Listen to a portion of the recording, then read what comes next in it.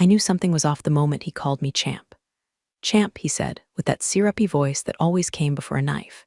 You've really outdone yourself this quarter. I stood there in his glass-walled office, coffee still hot in my hand, pulse somewhere between marathon and heart attack. Outside, the sales floor buzzed like normal, Jeff from Midwest screaming about Q3 pipeline, Jamie flirting with a printer jam. But in here, it was too quiet, too smooth. He never complimented unless he was about to bulldoze something. For the last 8 months, I'd lived, breathed, and bled for a single account, Sable Tech Industries. Cold lead off a mailing list. I called them during a snowstorm on a Tuesday in January when I had the flu and my kid had strep. Spent weekends refining their proposal. Answered emails at midnight.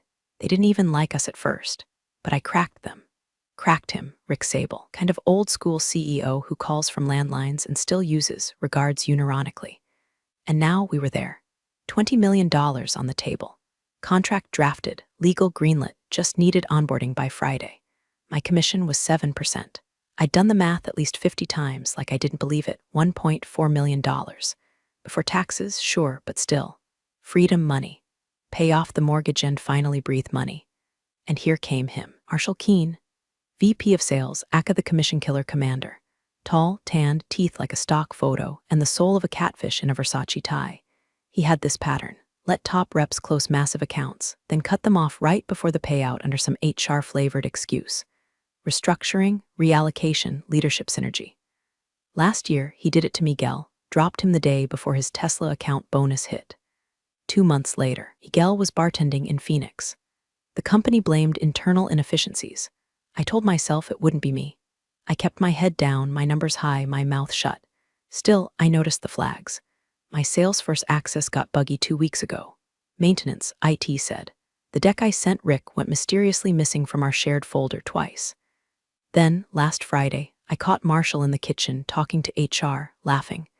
They got quiet when I walked in. Told me they were planning the holiday party. It was damn July. I knew. Somewhere in my exhausted bones, I knew. But I also needed to believe it wouldn't happen. Not this time. Not after all I gave. So I doubled down. Reconfirmed with Sable Tech. Sent them updated ROI projections. Held Rick's hand through procurement. Even baked banana bread for the team during our final call. Rick's assistant said I was the only vendor who treats us like humans. Marshall? He went quiet, too quiet. No let's prep for post-close strategy. No congrats on the finish line. Just that stupid smile he wore when he was polishing the blade. This morning, I came in early. I wore the navy suit I saved for closings and funerals. My inbox had one unread message. Subject, quick sync 9:00 a.m. Marshall's office body. Just a quick chat, no stress. Bring nothing, smiley face. No attachments. No agenda. That's when I knew, and I still showed up. Because that's what women like me do. We show up, even when we know they're lighting the pyre. I walked past the receptionist, who gave me that pity smile you learn to recognize after 20 years in corporate. Walked past the break room where someone had already scrawled Rachel's $20M kill shot on the whiteboard. I knocked once and entered without waiting. Marshall stood up. HR was there, and he said it again. Champ. That's when my stomach hit the floor and stayed there. He gestured toward the chair across from his desk like we were about to sip lattes and brainstorm Q4 strategy. I sat. My hands didn't shake. Not yet. HR, Dana from compliance, the same woman who once called me a badass closer over nachos, sat to the side, lips tight, a manila folder on her lap like a loaded weapon. Marshall steepled his fingers. Smile still plastic. So first off, I want to say this has nothing to do with your performance. There it was. My lungs forgot how to inflate. Dana slid the folder across the table like she was offering me a menu at a funeral. Your role is being eliminated, she said, calm, scripted, like they rehearsed, effective immediately. This is part of a larger departmental realignment. I stared at them, waiting for the rest. For the part where they admitted it was temporary, that I'd be shifted into a new role. Hell, even that I'd be offered severance with some dignity. But it was just silence. Waiting for me to speak. Marshall leaned in. This wasn't an easy decision. You've made real contributions, truly. But with our evolving priorities, we're optimizing for operational fluidity. I wanted to laugh. Operational fluidity? He was firing me with a damn word salad. The folder in front of me had my name on it in 12-point Arial. Inside, an NDA, a waiver, and 1 paragraph of severance, 2 weeks of pay. No bonus. No commission, not a goddamn cent of it. The Sable Tech deal hadn't closed yet. Onboarding was scheduled for tomorrow. Technically, the wire hadn't hit, so legally they owed me nothing. Ethically, that's another story. You're welcome to collect your things, Dana offered, gently. Your laptop and phone are being remotely decommissioned. IT has already revoked your access to company systems, effective 30 minutes ago. Of course they had. Am I being escorted out? I asked, voice razor-thin.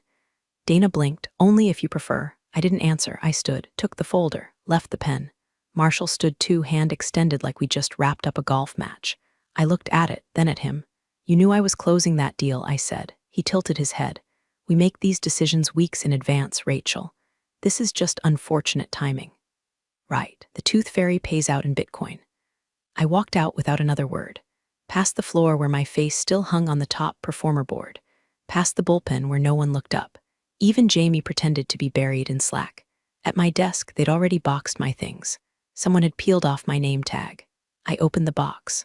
Laptop gone, phone gone. Just a few stale protein bars, a broken click pen, and one blue folder I kept for personal notes. I took that, left the rest. As I walked toward the elevator, I passed the break room again. The whiteboard message was still there, Rachel's $20M kill shot. Someone had added a crude little tombstone next to it, my name, crossed out. The elevator doors opened. I stepped in. The doors closed on everything, Marshall's smirk, Dana's folder, the whole damn farce of a company. My phone buzzed in my pocket, my personal phone. I didn't look. Not yet. I wanted to feel the fall all the way down. The silence was immediate and deafening. No Slack pings. No inbox refresh. No ping from Rick. No update from legal. Not even a LinkedIn message from Jamie, who once drunk cried in a Chili's parking lot and called me her career mom. It was like I'd never existed. By the time I got home, my badge was deactivated, my work number rerouted, and my access to Salesforce, Google Drive, Zoom had all evaporated into a polite little 403 error. Even the company Spotify account logged me out mid-ride home, right in the middle of Stronger by Can I. I laughed at that, bitterly, like the universe was in on the joke. I sat in my car for 15 minutes before walking inside. My kid was at school. My husband, ex-husband, technically, was 2 states away, remarried to a woman who did Reiki and forest womb chanting. I had the place to myself. Just me, the leftover coffee in the Yeti tumbler, and a brain trying to stitch together what the hell had just happened. I opened my personal laptop, reflexively clicked Gmail, nothing from Rick, nothing from anyone, a few spammy newsletters, a shipping update from Sephora. No one had reached out, not one goddamn person. I texted Jamie. Me, you okay? Nothing. Me, did you know? Still nothing.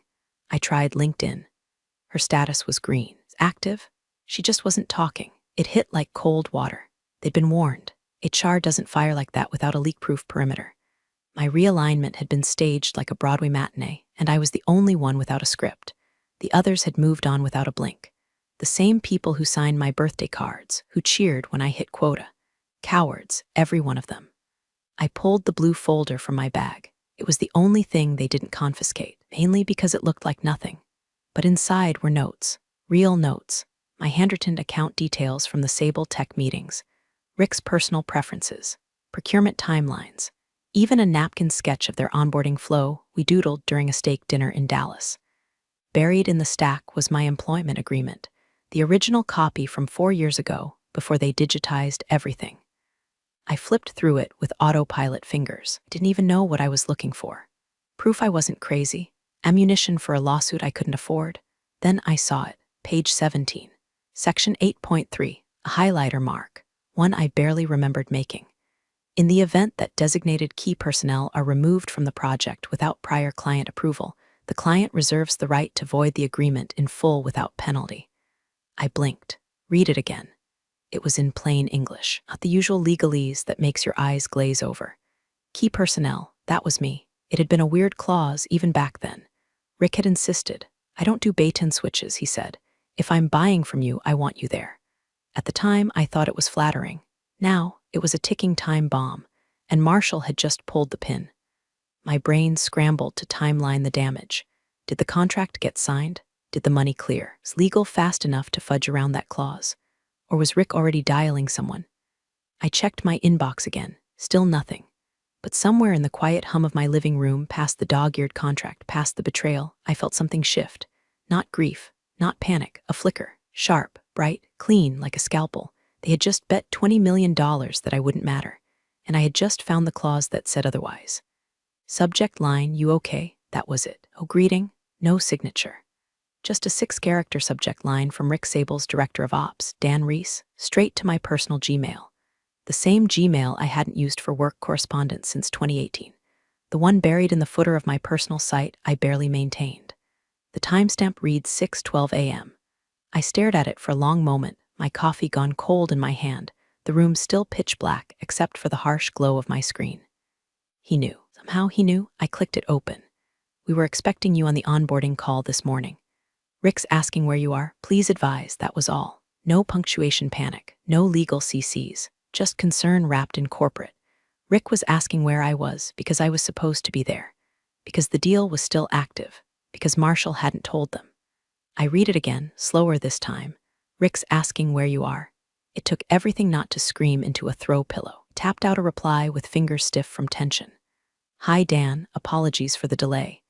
I've recently parted ways with my former employer and will not be present for today's onboarding. I'm not at liberty to disclose details, but please feel free to direct any relevant inquiries to their legal team. Rachel, I stared at it. Was that too cold? Too vague? Should I have added a thank you? Darn it, I hit send. The reply came 5 minutes later. No delay, no deliberation. Just one sentence that violates the clause. We're canceling. I sat back, hand still hovering over the mouse, everything stilled. Outside, a garbage truck slammed a dumpster like it was clapping for me. Somewhere down the hall, a neighbor's dog started barking. The hum of my refrigerator was suddenly deafening. But inside, silence. White hot, sharp as ice. He knew, Dan freaking knew. The clause wasn't some forgotten legal footnote. It was an active, forced term. And Marshall had walked right over it, swinging his axe like a goddamn cartoon villain. And now $20 million was about to evaporate. Because of me, because of them. My breath came out shaky. I looked down and realized my left hand was trembling against the table. Not from fear, not from nerves, from restraint. Every molecule in me wanted to scream, to call Marshall and blast that one-sentence email through his teeth. But I didn't. I just sat there, jaw clenched, riding the quake of what was about to come. They thought I'd go quietly. They thought I'd fade like Miguel, a casualty of realignment, one less line item before bonus season. They didn't count on Dan. They didn't count on that clause. And they sure as hell didn't count on me sitting here, staring at the first crack in their perfect little wall. I didn't reply, didn't forward the email, didn't do a thing. Just sat in the dark, my silence, watching the spark catch fire. The first sign came at 9:17 a.m., a LinkedIn notification. Marshall viewed my profile. 2 minutes later, another, Dana from HR. Then Gavin from legal. Then some guy in finance I'd never met who once mocked me for putting oat milk in my coffee. Panic was setting in. By noon, I got the email. A desperate, chirpy little thing from Dana. Subject: let's reconnect, smiling face with smiling eyes. Hi Rachel. We wanted to reach out regarding a potential transitional opportunity to continue supporting the Sable Tech account during this critical phase. It would be a short-term consulting role with a competitive hourly rate. Let's hop on a call to discuss ASAP. Warmly, Dana. They had no idea that critical phase was already ash and smoke. I didn't reply, just stared at her emoji-bait subject line and sipped my coffee. A friend from accounting, bless her nicotine-stained loyalty, texted me under the radar. All hands meeting happening now. CFO's having a coronary. They baked Sable Tech into the Q3 guidance call. Slides are already with investors. Marshall's pretending nothing happened. Legal's scrambling. She added a gif of a dumpster fire rolling down a hill. I almost choked laughing. That's when the messages started coming in sideways. Quiet ones, indirect. A recruiter from a firm I'd never worked with, heard you might be in transition. Want to grab coffee? A VP from a partner vendor, Rachel just checking in. Anything you need, let us know, we trust you. Even Rick pinged me, not via Dan this time. Him, personally, just a thumbs up emoji and the message, keep me posted. Translation, we're still on, just not with them. I printed the clause from my old contract, laid it on my kitchen table, and ran my fingers over the words like they were scripture. My inbox was starting to fill with backdoor HR offers, friendly outreach from legal, and even one laughable note from Marshall. Hey champ, any chance we could chat about the Sable Tech transition? No pressure. Just want to make sure everyone's on the same page. The audacity of that man could have powered a small city. Meanwhile, it was already 3 steps ahead. I'd Googled LLC filings in my state, picked a name, Keyline Strategies, because sometimes revenge deserves to wear a suit. Dan and I exchanged exactly 5 texts, each precise, surgical. The last one, Dan, can I loop in our GC to draft something? Me, quietly. I'm not ready to be loud. There was something deeply satisfying about it all. Watching them flail from my quiet kitchen, yoga pants on, hair unbrushed, coffee in one hand, nuclear detonation in the other. Their entire earnings report torched, their forecasts fiction, and they couldn't even admit what happened. Because what would they say? We tried to cheat our top performer out of her rightful commission and tanked a $20 million deal in the process. Not exactly an investor-friendly narrative. So they bluffed, sent emails, made phone calls. Legal tried to argue that key personnel didn't mean me. Sent back a single-page termination letter. No elaboration. Just 2 words underlined, clause breached. The flame I'd felt earlier. It was a slow, steady burn now. Controlled, contained. I wasn't chasing apologies. I wasn't suing. I wasn't shouting to LinkedIn like some wounded martyr. I was building. And while they scrambled to explain the sudden absence of a deal they'd already counted, I was on the phone with a lawyer drafting articles of incorporation. By the time their PR team spun up a press release about strategic shifts in enterprise partnerships, I'd already reserved the domain name. They thought my silence meant surrender. But silence is just another language. And mine said, watch your freaking back. By the following Tuesday, the cracks had gone public, tiny, hairline fissures spidering through their spotless facade. It started with a delay. One of our mid-tier clients, Haverson Data Group, had a renewal scheduled for Monday. Auto-approved every year like clockwork. Nothing flashy, just a $2.4 million retention, but dependable, reliable. Until suddenly it wasn't. Haverson's dragging their feet. A former colleague texted me from a burner WhatsApp. They asked who was managing their account now. No one had an answer. The next day, Sendrix Tech, another steady client, pushed their Q3 service expansion into internal review, which is code for we smelled smoke and were not walking into the building yet. The Whisper network had begun, and then came the leak. I was eating leftover pad thai straight from the carton when the link landed in my inbox. No subject line, just a Glassdoor URL and a winking emoji. I clicked. Title, Beware the Commission Cliff Rating, 1 star. If you're a top performer in enterprise sales, don't get too comfortable. Management has a pattern. Let you close the big fish, then realign your role before the commission date. Happened to 2 reps I knew personally. One was Rachel, yes, that Rachel. She built the Sable Tech deal solo. They canned her the day before it closed. She was the rainmaker. They let her walk. Ask yourself, who's next? No name, no date, no way to trace it, but everyone knew. By Thursday, my LinkedIn DMs were a zoo. Recruiters, reporters, even former rivals. One message stood out, I'm a different firm now.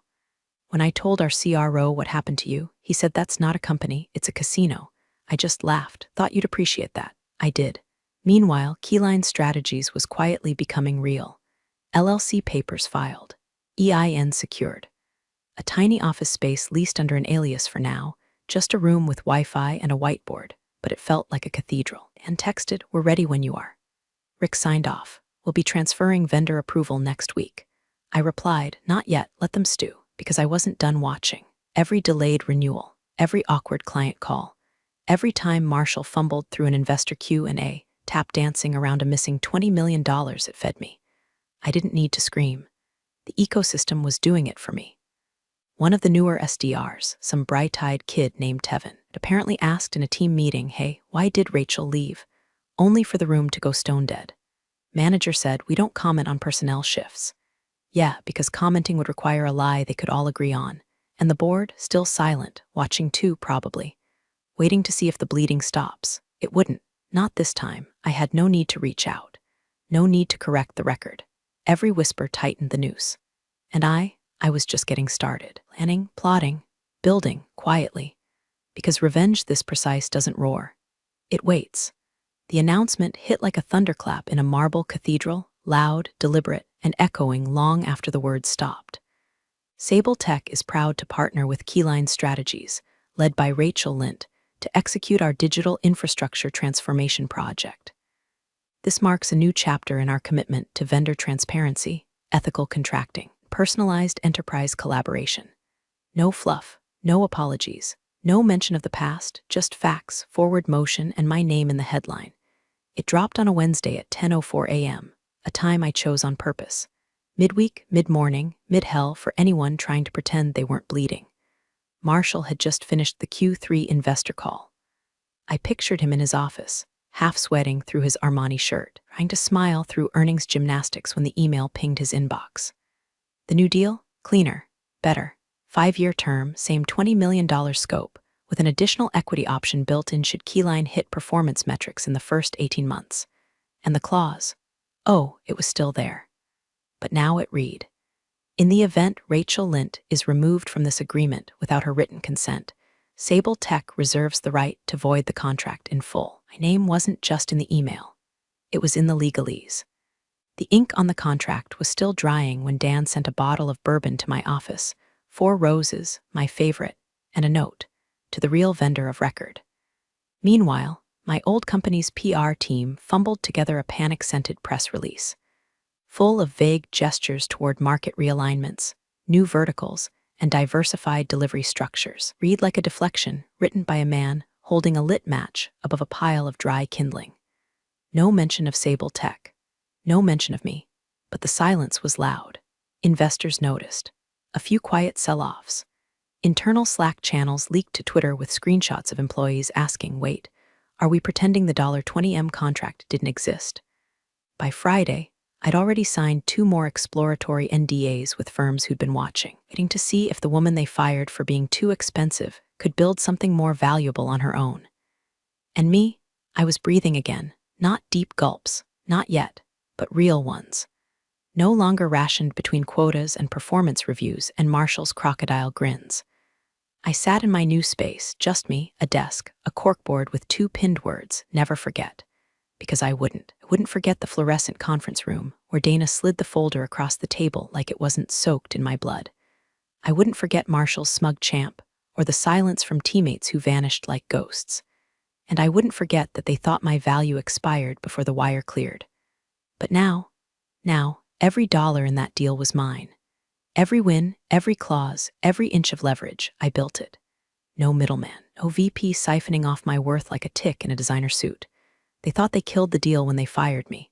What they did was set it free. And me, I was just warming up. The email arrived with all the gravity of a funeral bell. Subject, request for discussion board inquiry sender, Aaron Caldwell, EVP Corporate Strategy, one of the last executives I didn't despise. No greeting, just the sentence, they want to talk. I stared at it, spoon frozen halfway to my mouth, cereal turning to mush. It wasn't a question. It wasn't even an invitation. It was what the corporate world sends instead of flowers after a slow-motion beheading. Turns out, you can only hemorrhage $20 million and lose one of your flagship clients so discreetly before the board notices the stench. And once they did, everything accelerated. I hadn't even needed to push. The ecosystem did it for me. First came the whispers.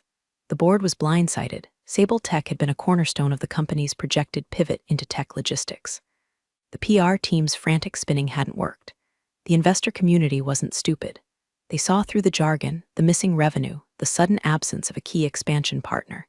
And when Glassdoor reviews and anonymous tip-offs started lining up with revenue gaps, the house of cards wobbled. Then it cracked. An audit was launched, quietly at first, then less so. Internal controls, sales documentation, HR terminations. Legal began pulling separation records. Someone floated the word retaliatory dismissal in a finance call. Suddenly, Marshall wasn't wearing ties in his Zooms anymore. And then came the board. They pulled him in. Multiple directors. Not a friendly chat, a review. They grilled him for an hour, according to someone 2 doors down. His voice got higher. Defensive. His only excuse? Communication breakdown. That was it. His fallback for why the most high-profile deal of the year walked out the door and reappeared under my name in front of God and LinkedIn.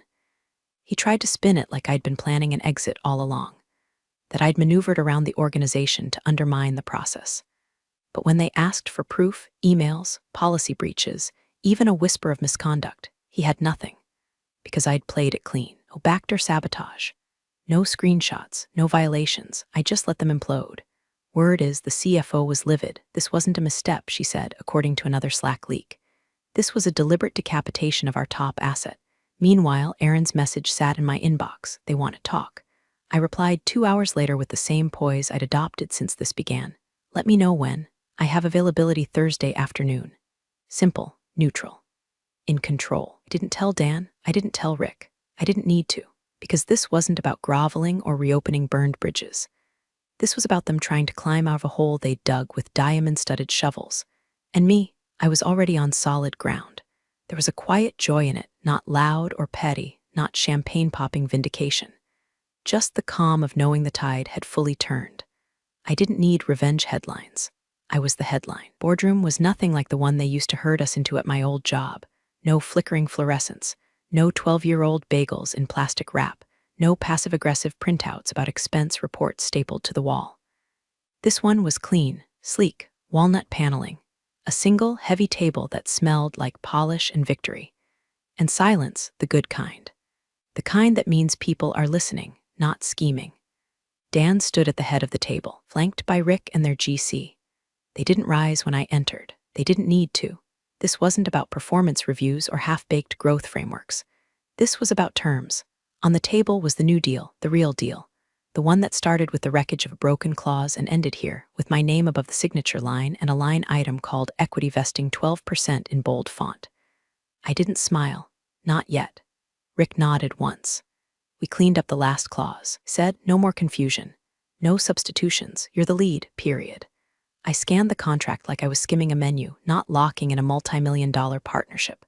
I already knew the terms. I'd written half of them myself. Still, I let them wait. Power's a funny thing. You feel it most when you don't have to flex it. Then my phone buzzed. I didn't need to look at the screen. I knew.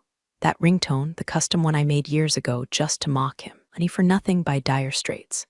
It had always made me laugh. Now it made me pause. I stood, stepped to the corner of the room and answered, quietly. Hello, a beat. Then Marshall's voice, brittle and breathy like a salesman whose pitch finally shattered. Rachel, look, I know things got out of hand. There were layers, decisions above me. I think we should talk, not as enemies, as colleagues. I was wrong to not handle things better. Another beat. I could hear papers rustling, maybe a glass being poured. His nervous tics haven't changed. We can find a way to make this right. Clean slate, you and I didn't let him finish. I kept my voice steady. Smooth, you should have paid the commission. And then I hung up, no explanation, no dramatics, just truth. When I turned back, Dan raised an eyebrow. All good, he asked. I nodded. He won't be a problem. Rick chuckled just once, then slid the pen across the table. I signed. In that moment, something unlatched in my chest. Not release, not forgiveness, sovereignty. I'd spent a decade walking tightropes in rooms where I was always second-guessed, always maneuvered around, always a bonus away from erasure. Not anymore. Now I was the clause. We shook hands, not as vendor and client, but as partners. Real ones. By the time I stepped outside, the sun was slicing clean through the late afternoon haze. A breeze hit just right, like closure in motion.